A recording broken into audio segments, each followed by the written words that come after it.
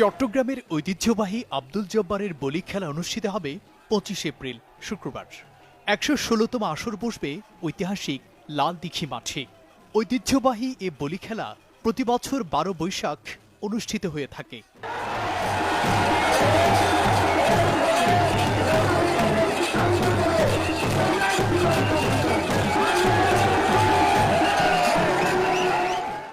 ১৯০৯ সালে বক্সিরহাটের আব্দুল জব্বার সওদাগর এ বলি খেলার প্রবর্তন করেছিলেন।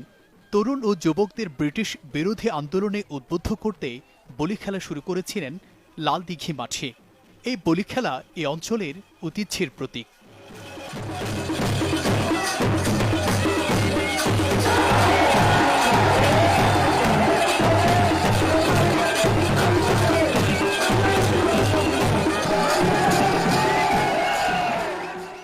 চব্বিশ এপ্রিল বলি খেলাকে কেন্দ্র করে আয়োজিত ৩ দিনব্যাপী বৈশাখী মেলা চট্টগ্রামের সবচেয়ে বড় লোকজ উৎসব। লালদীঘি ময়দান ও আশপাশের এলাকা সাজে বর্ণিল সাজে।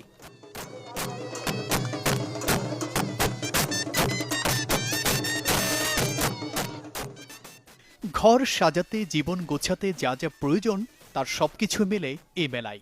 বিশেষ করে শিশুদের খেলনা, তালপাতার পাখা, বেতের তৈরি মোড়া, শীতল পাটি, ফুলের ঝাড়ু বেশ জনপ্রিয়।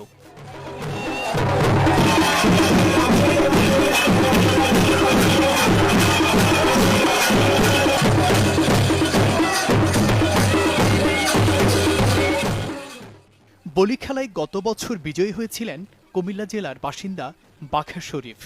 তিনি কুমিল্লা সদরের রাশেদ বলিকে পরাজিত করে চ্যাম্পিয়ন হওয়ার গৌরব অর্জন করেন।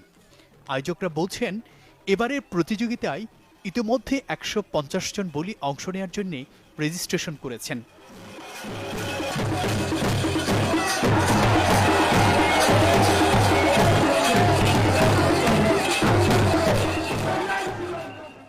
আব্দুল জব্বার সওদাগরের নাতি এবং বলি খেলা ও মেলা কমিটির সাধারণ সম্পাদক শওকত আনোয়ার বলেন, ৩ দিনের বর্ণাঢ্য এ আয়োজন সুষ্ঠুভাবে সম্পন্ন করতে নানা উদ্যোগ নেওয়া হয়েছে। ২০ এপ্রিল থেকে লালদীঘি মাঠে শুরু হয়েছে অস্থায়ী রিং তৈরির কাজ।